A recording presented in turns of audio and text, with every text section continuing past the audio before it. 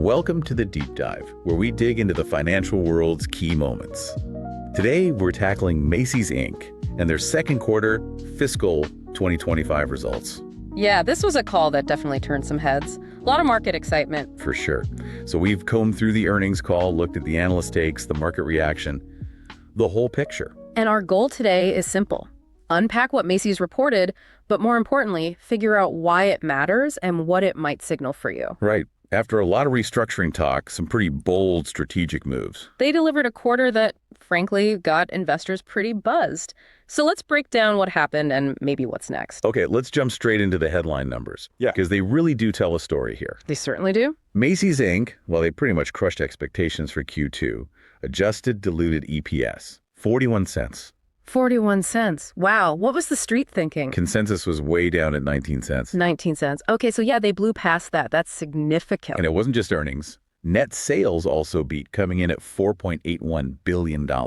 Against what, about $4.7 billion consensus? Yeah, around $4.71 billion. So solid beats on both top and bottom lines, not just squeaking by. And for me, the really remarkable number, especially if you follow retail, is the comparable sales growth. Yes, the comps. Tell us about those. Okay, so Macy's Inc. saw a pretty robust increase, 1.9% on an owned, licensed, and marketplace basis. Okay, owned, licensed, and marketplace. So that includes the third-party stuff happening within their ecosystem. Exactly. And even on a purely owned basis, just their direct sales, it was up 0.8%.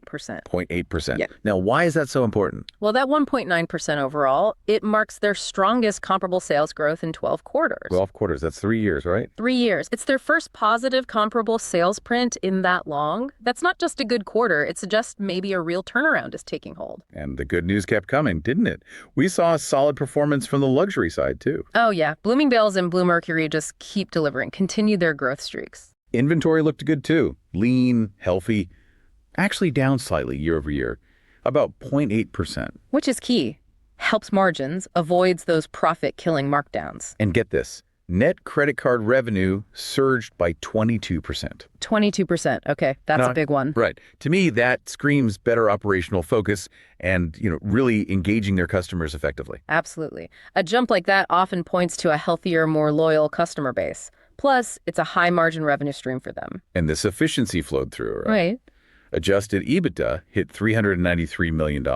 Yeah, way above their own guidance. And EBITDA, stripping out some of the non-operating stuff, really shows that core operational strength. So the changes they've been making, yeah, they're actually translating into real financial gains, not just spinning the tires. Precisely. It looks like this strategy is starting to bite. Okay, strong numbers, definitely. But for you listening in, the big question is always why.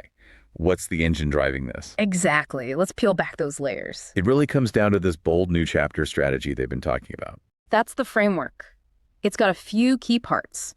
Strengthening the main Macy's brand, pushing luxury hard, and making operations leaner. And the call gave some real proof points, didn't it? It wasn't just corporate speak. No, definitely not.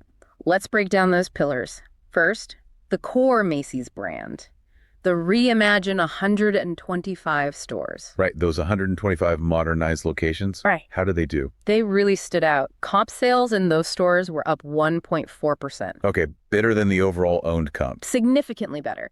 And they outperformed the rest of the stores on key things like traffic, average order value, and maybe most importantly, net promoter scores. And NPS, customer loyalty, basically. Exactly. Are customers happy enough to recommend Macy's? And the answer seems to be increasingly yes. Especially in these updated stores. It shows those investments in better merchandise, staffing, local events. It's working. That focus on the customer really jumped out at me, too. They hit their strongest second quarter NPS ever. Ever. That's quite a statement. People aren't just buying. They seem to be liking the experience more. And they're tweaking the product mix, bringing in new brands like Abercrombie Kids, giving more space to labels like Sam Edelman, Hugo Boss. Right, keeping the assortment fresh. And then there's the private brand push. Ah, yes, the private labels. Currently low teens penetration, but they want to get back to, 20%? Yeah, back to their historical high watermark of around 20%. That's a big goal. It is, yeah, but smart, right? Higher margins, more differentiation if they get it right. Definitely smart, but it's a heavy lift, Design, sourcing, marketing, takes real investment. Okay, let's shift to luxury. Bloomingdale's and Bluemercury. Just on fire. consistent growth engines for the company. Bloomingdale's logged its fourth straight quarter of comp growth. Yep, an impressive 5.7%.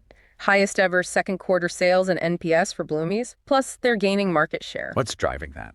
New brands, better digital presence, and these cool collaborations like the store takeovers by Mother and Staud. They seem to really understand that advanced contemporary customer. And Blue Mercury.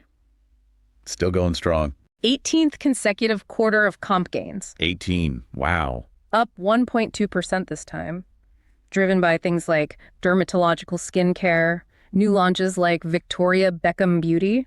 It seems that aspirational to luxury positioning is just hitting the sweet spot, especially with that more resilient customer. Absolutely. It provides a really important balance to the core business, especially when consumer spending gets choppy. And on the operational side, it wasn't just about sales, right?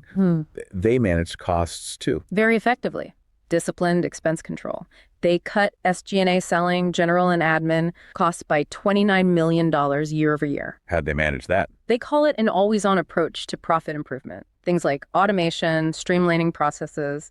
It frees up cash for those strategic investments while boosting returns. So optimizing, not just slashing costs blindly. Exactly, which is tough to do in a big, established company like Macy's. Speaks well of the management execution. Okay, so a stellar quarter overall. But management wasn't exactly doing a victory lap about the future, were they? No, definitely not. They were quite clear about the headwinds. They talked about an increasingly choiceful consumer. Meaning shoppers are thinking twice before spending on discretionary items. Pretty much. Being more deliberate. And tariffs. That's still a big cloud. Right, the tariff impact. They updated the guidance on that. They did. Now expecting a 40 to 60 basis point hit to gross margin for the full year because of tariffs. That's up from what they thought before. And what does that translate to in earnings? Roughly a 25 to 40 cents per share impact, and the bulk of that pain is expected in the fourth quarter. Q4, the crucial holiday season. So yeah, while Q2 is great, they're definitely keeping their guard up. The market might be cheering now, but there are still hurdles. Big hurdles. But the question is, how do they plan to tackle them? They mentioned a surgical approach to tariffs. Yeah, not just blanket price hikes. They're negotiating costs with vendors, looking for discounts, and only raising prices very strategically where they think the customer can handle it. So using their scale and different brands. Exactly. Being multi-brand, multi-channel, multi-category, multi-price point, it gives them flexibility. They can absorb costs here, pass them on there, try navigate it without alienating shoppers across the board. Beyond operations, they've also been tidying up the balance sheet. Definitely. They reduced net long-term debt by about $340 million through some smart financing deals. And the key outcome is they've pushed out all significant debt maturities until 2030. 2030, it gives them a lot of breathing room. Yeah. Real financial runway. Huge amount. Shows confidence, reduces near-term risk, and they still return cash to shareholders, $100 million in dividends, $50 million in buybacks this quarter. So strengthening the foundation while still rewarding investors. It provides that solid base to keep investing in the bold new chapter initiatives we've been talking about. Yeah. It's that combination of strategic shifts and sound financial management. Okay, pulling it all together. What does this quarter mean for you listening in? Well, it's more than just an earnings beat, I think. It feels like a validation of their turnaround strategy. Especially given how tough the department store sector has been, right? The uneven spending. Exactly. And the market reacted strongly. Shares popped over 20%. That tells you investors are seeing real proof that this bold new chapter isn't just slides in a presentation. It's actually gaining traction. It feels like a shift in the narrative. It does. The narrative seems to be this idea of shrink to strength. Closing the weaker stores, investing heavily in those core 125 locations, leaning into luxury. Right. It challenges that old idea that department stores are just doomed. It suggests focus, curation, and smart investment can work, even for a legacy player. What's interesting, though, is the contrast. Management sounds cautious about the second half, worried about the consumer, tariffs. Very prudent guidance. But the market is celebrating like the corner has definitely been turned. That divergence is fascinating. It suggests the market believes Macy's internal execution, the stuff they can control, can overcome those external pressures. Especially since they skew towards higher income shoppers who tend to hold up better. That's likely part of the calculation. So the question for you is the market getting ahead of itself, or is management just being wisely conservative? And if these positive comps continue, if margins hold up despite tariffs. And maybe this bold new chapter really does become a durable reset for the whole company. Yeah. Better efficiency, stronger balance sheet, focused strategy. It starts to look like a compelling case for longer-term growth. Makes you wonder if this is the playbook other struggling legacy retailers need to copy. Could be. That focus on profitability and experience. Okay, it is disclaimer time. Yeah. What we're about to brainstorm is absolutely not financial advice. Think of this as pure speculation. The kind of slightly wild idea you might throw out in an investment meeting just to stir the pot. All right, given everything we've discussed, Macy's ability to shrink to strength, the power of their luxury brands, the cleaned up balance sheet with no big debt due till 2030. Here's a thought experiment. What about a luxury unleashed and core carve-out play? Ooh, intriguing. Break that down. Imagine Macy's Inc. decides to spin off Bloomingdale's and Bluemercury. Create a totally separate, publicly traded luxury company. Okay, luxury co. Right. This luxury co. would have those consistently strong comps, high NPS, that resilient, affluent customer. You could argue it deserves a much higher valuation multiple as a pure play luxury retailer. Gets it out from under the general department store cloud. And what happens to the remaining Macy's? Well, the core Macy's business, now leaner, maybe seen as revitalized, focuses entirely on nailing the reimagined 125 model, growing private brands, executing omni-channel. And with that clean balance sheet. It could even become an attractive target for, say, a private equity firm, maybe a leveraged buyout. They could monetize the real estate, optimize operations further, away from the quarterly glare of the public market. So the outrageous but plausible trade idea is... Go long Macy's Inc. now, based on a sum of the parts argument. You're betting that the market would value two separate focused companies, one luxury, one revitalized core, much higher than the current combined entity. Leveraging the proven strength in luxury and the turnaround evidence in the core. Interesting. Definitely speculative. Highly speculative. And that brings us to the end of our deep dive on Macy's Q2 FY 2025 earnings.